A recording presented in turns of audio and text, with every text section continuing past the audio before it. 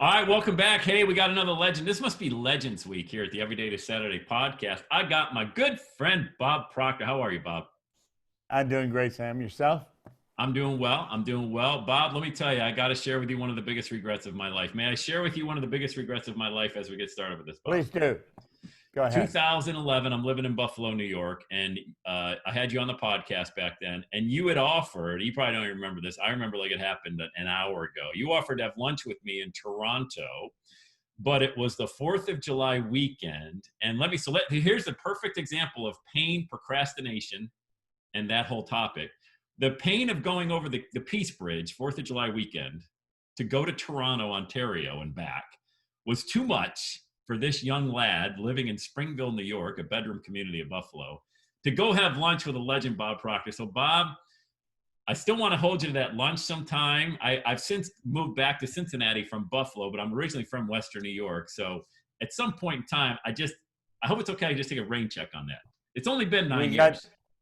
Then we've got a rain check on lunch. You got a deal. We got a rain check on that. So, you're here because I had my buddy Mark Victor Hansen on the show yesterday. Mark, obviously, to say, hey, Bob, there's this crazy guy in Ohio. You got to get on his show. I don't know what he's all about. But anyway, here you are again on the Everyday Saturday podcast. Fascinating story about you and Mark and how Chicken Soup for the Soul even got launched. Share that story as we get started today's podcast. Well, I was on a flight I was flying back and forth from Toronto to Malaysia to Kuala Lumpur every month for 5 years. And it's a 25-hour flight one way.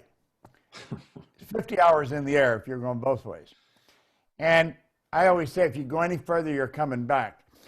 Now, I'm on the plane, and I was playing with the idea. I always really stick to myself on the plane. I don't talk to people. It's my time because I'm in a seminar all the time with people. So I work with ideas or numbers. And I wrote at the top of a sheet of paper 1 and 6 zeros, $1 million. And I thought, what is the big deal about $1 million? I had earned $1 million back in the 60s. And it was no big deal. And I thought, what do people do? What are they doing different? Because there's so many, you think about it and dream about it, and we've written songs about it, and we say, what would you do if you won $1 million? And I thought, what did they do different? And I kept thinking, and so I was playing on the plane, and I thought, they don't just have one source of income, they have more than one source of income. So I kept playing with it, and I finally got it down, multiple sources of income, and then I changed it to MSI. And then I thought, we should do a seminar and teach people to earn $1 million by setting up multiple sources of income. Well, I was creating this in my head, and I was getting very excited, and I'm on the plane by myself. And when I get into Kuala Lumpur, I phoned Mark Victor Hansen down in Newport Beach, and I guess it was in the middle of the night there, but anyway, he got up, and I woke him up, and he got excited. So we're going to do, and we called it the $1 Million Forum. We did a number of them, and it was in the $1 Million Forum that he and Jack Canfield, who Jack was working in this $1 Million Forum with us as well, and they said, listen, we're going to write a book. We need stories. Proctor, you got lots of stories. Give us some stories. We're calling it Chicken Soup for the Soul. I thought, well, that's kind of cool. And then before we left, Mark said, he said, we're going to sell 50 million of these before the turn of the century. Now, keep in mind, I'm teaching people you can do anything you can think about. Yeah, but I'm thinking, this guy's smoking something, 50 million. If you sell 1 million books, you've hit it out of the park. He's going to sell 50 million. And so I didn't tell him I thought he was crazy, but I thought he was crazy. Yeah.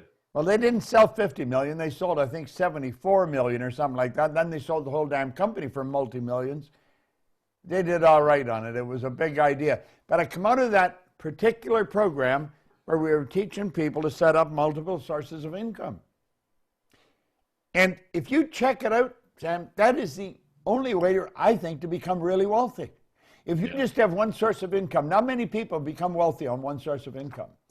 And you can go back to the ancient Babylonians. The wealthy people have always had multiple sources of income. Yeah. And we teach programs today showing people how to do that. It's a Still great teaching thing. today. Man, you've been at this for so long. Some people can't commit to 60 days to do something, and yet Well, you have as much energy. I could tell in the first 5 minutes you're all fired up. Like you're all fired up today. And you're as fired up as you were in 1960. Like you wake up every day with a purpose, don't you? Absolute I purpose. do. And I've been reading this book.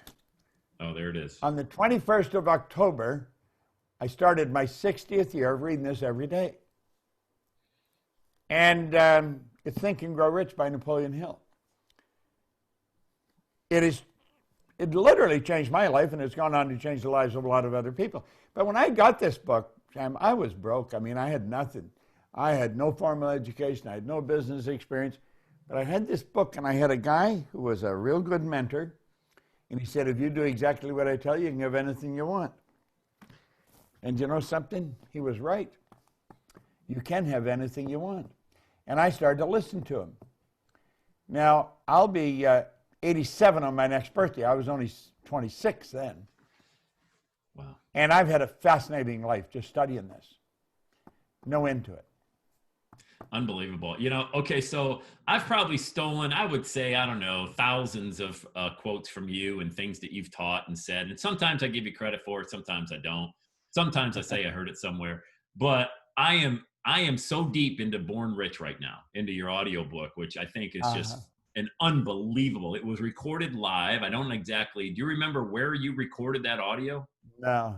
I don't Okay, remember. because you had a guy from Pittsburgh, Kansas, who was one of the top insurance salesmen in the country. Paul Hutsey. Paul Hutsey. Yeah. You know, I was talking to Paul. I hadn't seen him for a long time. I talked to him for a long time. I was talking to him a couple of months ago. He's 93. Unbelievable. And he's No still kidding. going strong. He's still working. Yeah. The stories from that, I got to give a shout out to my man, Dan Brzezowski. He lives in Chicago. He's a coaching client of mine. He said, man, I'm listening to this thing, Born Rich, because he listened to the recording you and I did a couple of weeks ago. I posted as a best of classic podcast.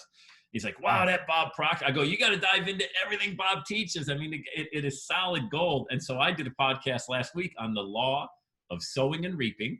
And I said, and I don't know if you've heard this before, Bob, tell me if you have, but there's a season for sowing and there's a season for reaping, but you can't do both at the same season. Yeah, that's exactly what it was. So I want you to talk about the season of sowing and the season of reaping and why you can't do both at the same time. You know, that's so true.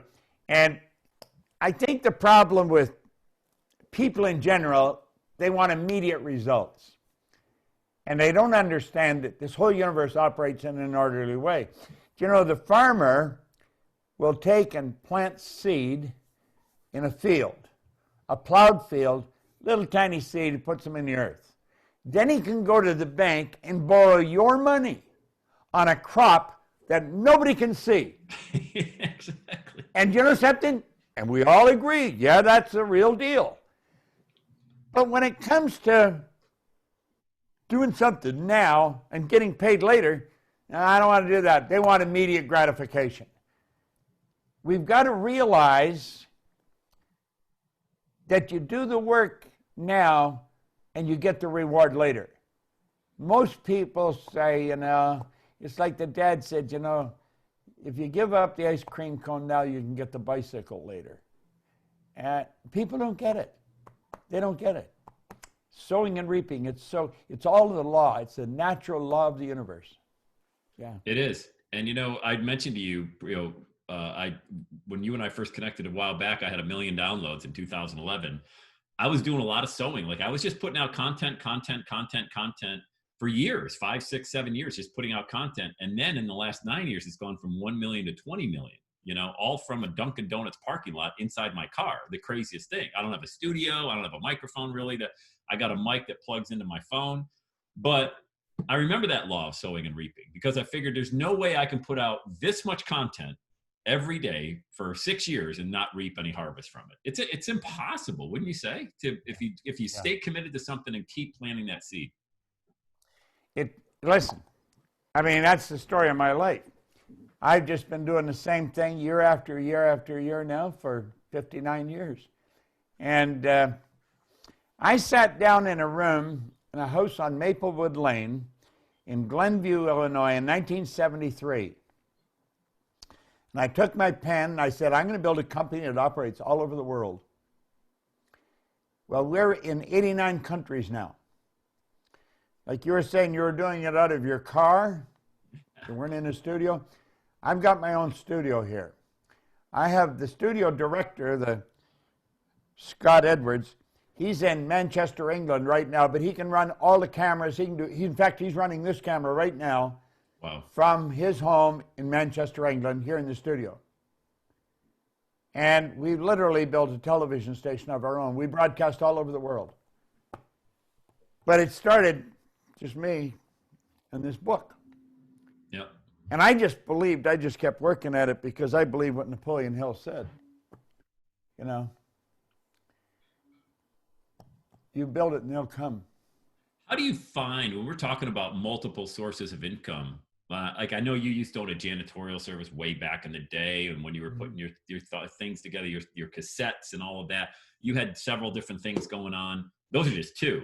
But I'm working at a job, hypothetically, I'm an electrician, I'm making $45,000 a year. I don't know anything about the internet, Bob. I don't have the Wi-Fi and the guy doing the camera. How would I even know what next source of income to even choose to even start making any money? You know, or I'm flipping real estate or these things you see on TV. I don't even know what I don't know. See, the thing is, you probably wouldn't know what to choose. And that's where it's at. That's where I was at. The person you just described was me in 1961. But a man said to me, Bob, your way is not working. Why don't you try mine? And those were the words that really caught my ear. See, I was only 26, but I'd been working since I was 15. I was all over the place. I'd been in and out of the Navy, and I was losing. I often say I was earning $4,000 a year, but I owed $6,000. So if I'd paid everything I earned for 18 months, I would have just broken even. It was an impossible situation. And I started to tell him, you know, why I couldn't do it. I mean, I have no formal education. I'm in debt and all this. He's Bob, forget that. That's why you can't.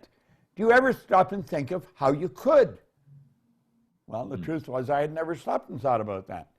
He said, if you do what I tell you, if you just listen to me and do exactly what I tell you, you can have anything you want. Now, I've earned millions of dollars. I have a company that operates all over the world. I think earning money is the easiest thing in the world. But I'm going to tell you, I wasn't there at that time. That wasn't where I was living. I was losing, but I started to listen to him. And that's what people that are in a bad spot don't do. They listen to the guy next door. They listen to their brother-in-law who doesn't know a hell of a lot more than they do. And so here you got people that are together and they don't know what they're talking about. And there's a little group of them. Carlyle said he did not believe in the collective wisdom of individual ignorance. And I thought, wow, that is so true. Because that's where people are coming from. Now, it's a strange thing. We're operating with levels of conscious awareness. There's people up here and there's people down here. So if we say this is A and this is B, the people on the A level know how the people on this level are doing what they're doing because they were there. They've been there, but they kept going. But the people on this level have no idea what the hell the people on A level are doing. And they don't ask them. They never come and say, how did you get there? How did you do this? Mm-hmm. How could I do that? If they would go and ask them, they could do it. See, they spend more time thinking of why they can't. There's a couple of songs that I just love. One's by Nat King Cole. It's an old one, Pretend. Mm-hmm. Says, pretend you're happy when you're blue. It isn't very hard to do. And you'll find happiness without an end whenever you pretend. Well, the lyrics in that song are mind-boggling. They're very prophetic, too, if you'll listen to them properly. And there was another one by Johnny Nash, I Can See Clearly Now. I love those two songs. And we want to listen to the lyrics of those songs because they're very inspirational. But we go back and think, you see, the guy that gave me the book, he asked me, he said, do you ever read anything? And I said, no, I can't read. Now, that wasn't true. I could, not very well, but I could. And I've since found out most people, you know, don't read beyond the grade 7 level because we learn to read by the time we're in grade 7, and then we never go beyond that. If you think of it, a book is nothing but a picture painted in words. You can just, like that, you can get the picture off a page. That's speed reading, but most people don't know that, but you can. And anyway, he said, you got to start reading. And he gave me the book, Think and Grow Rich. He said, do exactly what the book tells you. Well, the book tells you to sit down, write what you want, put it on a card, and carry the card in your pocket. Now, I've been carrying these cards in my pocket now for 60 years. Unbelievable. And the first card, he said, what do you really want? Well, all I wanted was money. I was operating with the illusion that if you had enough money, all your problems would go away. That's not true, but I believed it at that time. So he said, what do you want? I said, I want $25,000. I mean, I just kicked that out. I might have said 25 billion. I mean, it would have been the same thing. He said, write it on a card. Carry it in your pocket. He said, when do you think you could have it by? And I said, oh, I don't know, 1970. This is in 1961. So I wrote the card by New Year's Day of 1970. I'm going to have in my possession $25,000. Well, there's a real good lesson here. I kept reading that card because I kept feeling it in my pocket. And I stopped thinking of debt. If your goal is to get out of debt, you're going to stay in debt forever. Because you attract whatever you think about. Well, I kept reading the card and I kept thinking of earning money. That's, you mentioned the cleaning, but that's when I started cleaning offices. I ended up started cleaning one office, $15 a time. I wash the floor twice a month. Then I got another one for $65 a month, Kirby's Construction. And now I'm up to $95. In less than 5 years, I was cleaning offices in Toronto, Montreal, Boston, Cleveland, Atlanta, London, England. I was earning over $1 million a year, and I had no idea what the hell I was doing. See, I just went to work. Now, I was very irresponsible. I was throwing money all over the place. Yeah. I used to go down to the Playboy on Park Lane, and I would play roulette. I didn't care if I lost the money because I knew where to get it, and I usually won. And one day I thought, I'm not being very responsible. And I thought, how the hell did this happen? Here, no formal education, no business experience. And I couldn't figure out how I changed so much. And I thought, you know, I've been raised to believe if you're going to earn a lot of money, you got to be really smart. I knew I wasn't very smart, but I was earning a lot of money. Yeah. So I thought, that's not true. I was raised to believe if you're going to get a good job, you have to have a good formal education. I didn't have any. I didn't have a good job. I had the old damn company. And so I started to look for answers. It took me 9.5 years. And when I got the dots to connect, all I wanted to do was start teaching it. And that's all I've done ever since. I can show anybody how to get anything they want if they'll do exactly what I tell them to do. Yeah. And that's confidence. That's not arrogance. That's confidence. Oh, listen, I'm not trying to be arrogant. No. And I'm not going to tell you what time to go to bed, what time to get up, or anything like that. There's a movie producer out in Los Angeles, Phil Goldfine. He came to see me. He was reading the book More and Rich. And he was talking to a guy that knew me. And he was telling him, you got to get this book. And the guy said, well, I know Bob. He said, you don't know him? He said, phone him. So anyway, the guy phoned me and he said, this guy here wants to talk to you.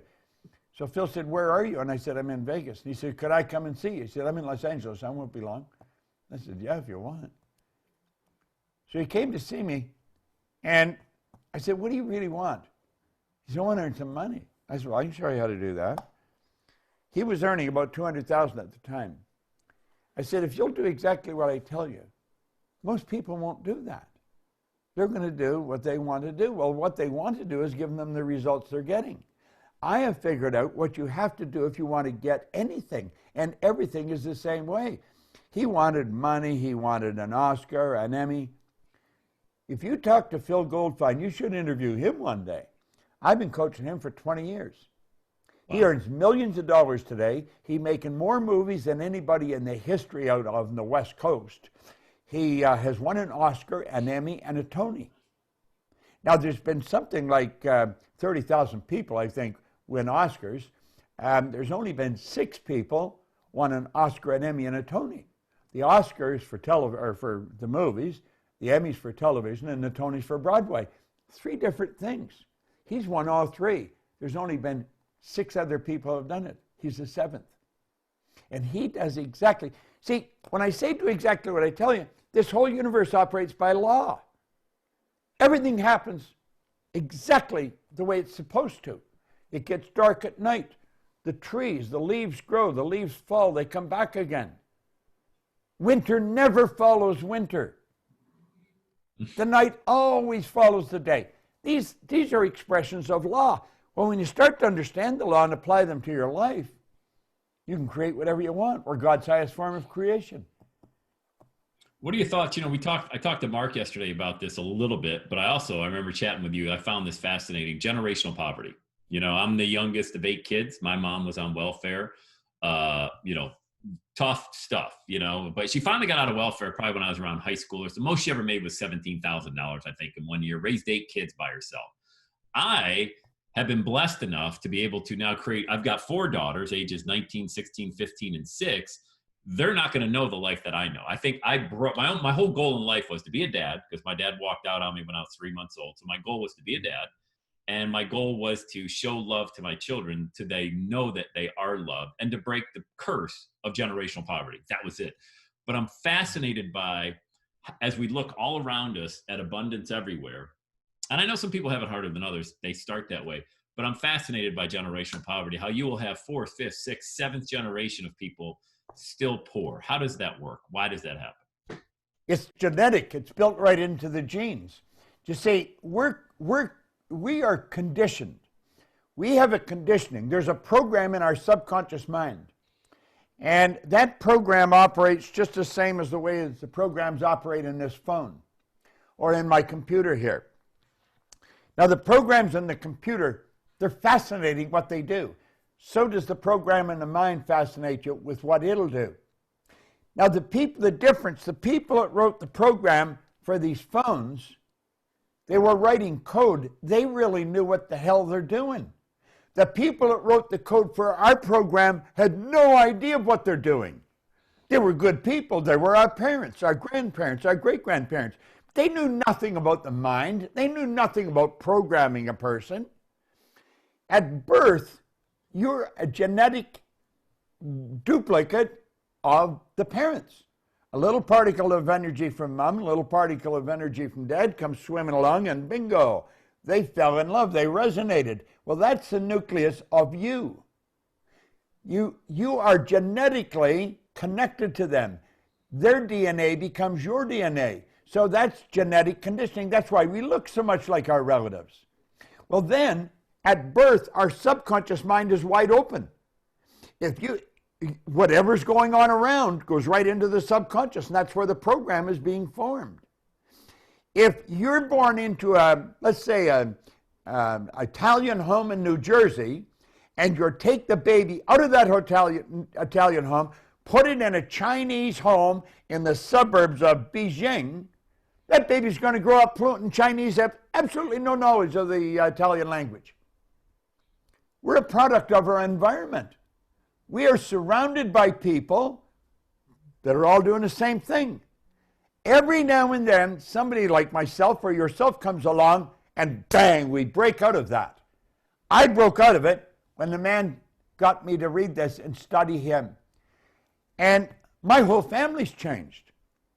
You see, when I was 14, 15, they said, "Are you going to go to school?" Hell no, I'm out of here. I hated school. Nobody ever got me to like it.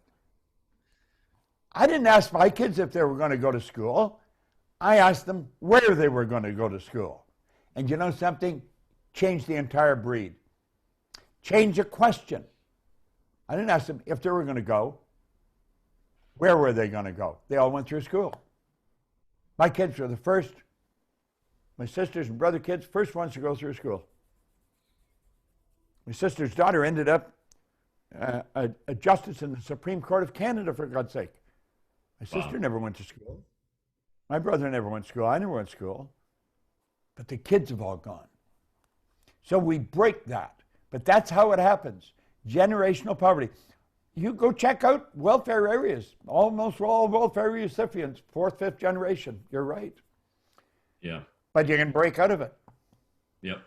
The fascinating, and another thing, keeping on the frame of excellence, chasing excellence. We're all in whatever that means to somebody. But there was a great quote in one of your seminars that said, "Excellence is a commitment to completion." You know what I mean? Yeah. Well, you see, you're first of all, we've got to understand we're spiritual beings, and spirit's always for expansion and fuller expression. So the essence of who we are, our spiritual DNA is perfect. There's perfection within us. It's so covered up with paradigms of negativity from generational generation that spirit very rarely sees the light of day in a person's life. But there's something within you wants you to do better, wants you to grow, to make it happen in a bigger way. And spirit's always for expansion and fuller expression. So we should always be going for something beyond where we're at. Now, you see, my grandmother pretty well raised me, and Grandma was wrong on so many points. She said, you should be satisfied with what you've got. Well, that was wrong. Grandma was dead wrong. You should never get satisfied. You should be happy with what you've got. But dissatisfied. It's dissatisfaction that gets you to reach for a higher rung. Yeah. Gets you to go after something more. Yep. It's well, for the station identification, Sam Crowley chatting with my buddy Bob Proctor is just like going into the well of wisdom and just tapping all this water out. Hey Bob, before we get further down the line here, where would be the best place to send the listeners of the podcast to connect with you or your multiple streams of income project? Where should they go, or where could they go? Go to MSI Connect. MSI Connect. I can also put it in the show notes, so I can put the website. MSI Connect. Okay. We'll talk a bit about it. Let's talk about it. Go ahead. Let's do it. I've got Scott on the line from Manchester. Get a hold of Tommy, Scott, and tell him anybody calls in here, we're going to give them the success puzzle free. Okay? Okay, great. What is MSI Connect? MSI Connect, it's a part of our company. It's something we set up to teach people how to set up multiple sources of income. MSI Connect is it's an environment where people can go and set up a website and sell whatever they're selling. I don't care what they're selling. If it's talent they've got, they can sell their talent. If they're selling, cups, they can sell cups there. Whatever they want, they can sell, and it's in our community. Now, I'm over 1 million in Facebook, on Instagram, on YouTube. I don't know how many millions of people we impact. We send out millions of emails every week. So we're creating this marketplace, and people can come there and learn how to set up MSI's multiple source of income. Now, it costs $250 a month to belong to this. However, it's an affiliate program. So if a person joins and they just refer 5 people, their $250 a month is paid, because we pay $50 a month to an affiliate for a referral for somebody joining. We charge nothing for what they sell. They sell, they keep it all. You go on Amazon or some of those places and they keep a good part of what you're selling, and you have a hell of a time selling it. We're creating the market for them to sell. They can set up joint ventures there. They are in an environment where we're talking about setting up MSIs, about earning, about increasing your income. It's a phenomenal environment. That person you were talking about, the hypothetical individual in the factory that's struggling, got a job and everything, they don't know how to get out of that trap they're in. MSI Connect is an environment where they learn how to get out of the trap. Now, I made a program one time. Earl Nightingale's definition of success is one you've heard many, many times. It's the progressive realization of a worthy ideal. That's a perfect definition of success. I studied that inside out for many, many years. I've made a program on it called the Success Puzzle, and it explains why success for most people is a puzzle. Anybody that wants to go to MSI Connect, go there. We'll give them the, you just come and say that you heard us on Sam's program here, and we'll give you it free. I forgot what we sell it for, a couple $100 or something like that. We'll give it to them free. And it'll show you how to set a goal and how to become successful at what you do. See, Sam, when I figured this out, oh God, a long time ago now, it took me 9.5 years to figure out why I changed, how my life changed. And when I learned it, it was so obvious and so simple, I was missing it. I just decided then I'd spend the rest of my life studying this. Mm-hmm. And I will. I don't care. I hope I live another 10, 20 years. But I'll keep studying it if I do, because every day I come here to my studio and I work. And I broadcast all over the place. And I have, we have representatives of our company in 89 countries. So I'm just interested in people learning how to break that generational poverty. There's no need of it. God is, there's perfection within us. We are truly God's highest form of creation. We've got to learn how to live the way we want to live and quit living the way we don't want. Amen to that, man. Amen. Amen. Let me recap that. MSI Connect, go there. Let them know you heard them on the Everyday Saturday podcast. They'll give you the free success puzzle. I love that. I was going to ask you right before that, what gets you up and going? And you just answered the question. You're broadcasting every day. You're still creating content. There's people out there that say, you know what, I don't have time to shoot a video, Bob. I don't have time to create an audio. I don't have time to create a blog post. You're coming on the north side of your 80s every single day, going into the office and creating content. And you have more money you could ever spend in 100 lifetimes. Like, I think that's so inspiring to people that it's not about the money. All I want to do, I want to get people involved in their life, understand how to live the way they really want to live. I mean, it's an absolute shame that people live a tiny little life. Mm-hmm. You know, I believe, like, person wants to realize they've got a greater power inside of them than any circumstance that they're ever going to come up against. They can beat it. They can win. And quit focusing on what the hell's wrong. Just focus on what's right. There's so much going on that's good. Yeah. Hey, look, well, in this 2020, you know, in this year, if you want to find negativity, you don't have to look very far. I mean, if you want to find individuals that are out there trying to make excuses or, you know, reasons why we can't find. I mean, look, this has been one of the greatest years for all the digital marketers that I know, people that sell audio, video content online or that post online. They just happen to be at the right place at the right time. But that doesn't mean you can't start right now, get online and start sharing your expertise or your message with the world. I mean, you know, like you always say, the best time would have been 20 years ago. The next best time is right now. Wouldn't you agree with that statement? To get going and do something? You know, listen, you just said it. You've done it with your phone, a microphone on your phone, in your car in a Dunkin' Donut parking lot. And you've got millions of followers. It doesn't take genius. It just takes commitment. Whatever you're going to do, keep doing it and keep getting better at it. And if you lock into it, listen, President Kennedy asked Dr. Wernher von Braun what it would take to build a rocket that will carry a person to the moon. Now, von Braun is the father of the space program. Von Braun answered him in less than 10 seconds. All it'll take is the will to do it. And that's true. We're only limited by poverty of imagination, lack of focus. We got to build a big idea, go out there and attack it. God. Professionals create, amateurs compete. That's so true. Right? It's the way it is. Find a way to, when you're creating, you're not really competing with anybody else. You're continuing to create. And it goes back to what you and I first started talking about an hour ago, 40 minutes ago, about sowing and reaping. Create. Start sowing the seed. You're tapping into an infinite source of supply, building beautiful ideas in your mind, and go out and execute them. And you never spend 5 seconds thinking of why it wouldn't work. Like you were talking, you had Mark Victor Hansen on.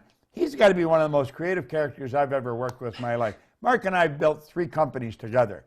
He's a joy to be around. He's so upbeat. Yeah. And his mind is way the hell out there all the time. Like, he really thinks out of the box.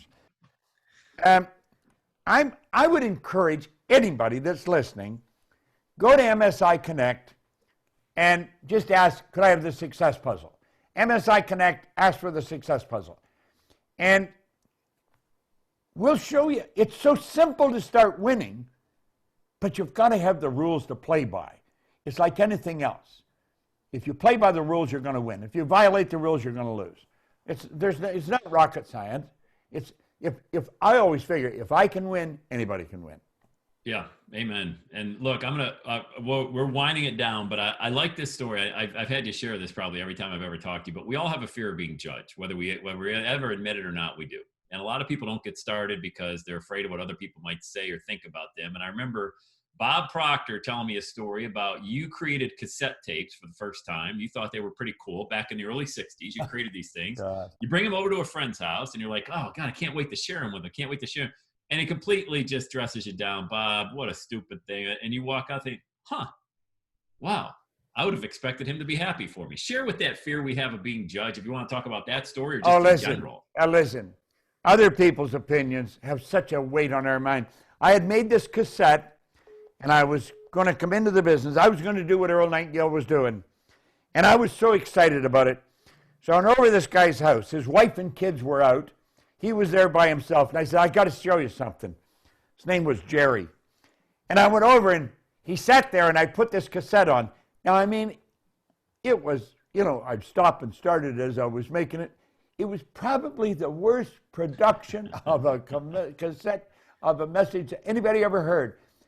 And I was playing it and I could feel, you talk about the thunder of silence.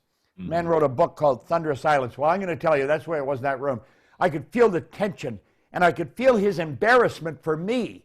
He is sitting there, and he's embarrassed, and I just starting to shrink, and I thought, God, I wished I could get out of there. So I said, well, it's just an idea, and I shut the cassette off finally, and my legs were going like hell, and yet I wasn't moving. I wanted to run out of that house, get out of there. And I got out, and I'm driving home, and all of a sudden it dawned on me. I'm letting this guy steal my dream. I had a dream. I was going to build a company. And I'm letting him steal my dream. And I thought, I'm going to keep going. And thank God I kept going. Because the company's helped millions of people. It's earned millions of dollars, and it's all over the world. That's an old story. God, I remember that. When you said that, I could go right back to the feeling in the room that day. And that was 60 years ago. That's how long that stuff stays with you. That was in, I'll tell you exactly when it was in. It was 1966. Okay, so 54 years ago.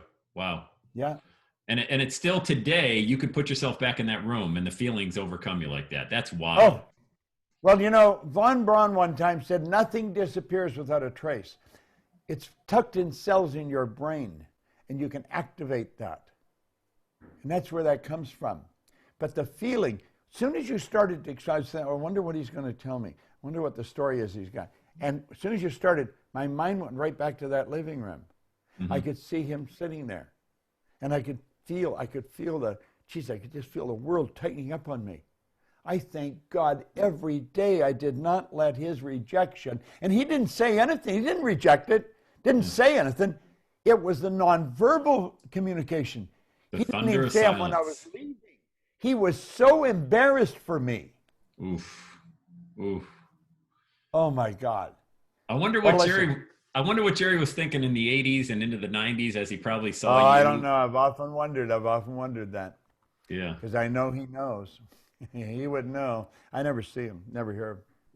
Well, listen, it's been an absolute pleasure, Bob. I just want to thank you, not only on behalf of myself, but the thousands of people that have heard our interviews over the years. This is our third one together. I hope it's not our last one. And I just want to thank you for not giving up on your dream back in those days. I thoroughly enjoyed talking with you. When Mark said, give him a call, send him a note, I thought, geez, I'm going to do that, And so here we are. Well, listen, I've really enjoyed it. It's been a real pleasure. And I want to congratulate you for doing what you're doing, because you're helping. We're doing the same thing I'm doing. We're just doing it a different way, following a different track, but we're all in the same, Like the truth is non-invertible. It doesn't matter which side you approach it from. It's exactly the same. It's like the center of town. Yeah. You're doing good. You got so many of these one-liners, man. I can't wait to listen to this back, and I'll be using a lot of this on my own podcast. But I'll give you credit It's for all some yours of it. now. It's all yours. That's where I got it. Oh, wow. Well, hey, listen, we're gonna do that lunch, man. Once this whole COVID thing goes away, and I can actually cross the border without being shot, we'll do lunch. All right. I'll buy. I'm buying. You got it, Bob. The great Bob Proctor. Thank you so much, Bob. Have an amazing rest of your week, and happy 2021. We'll talk soon.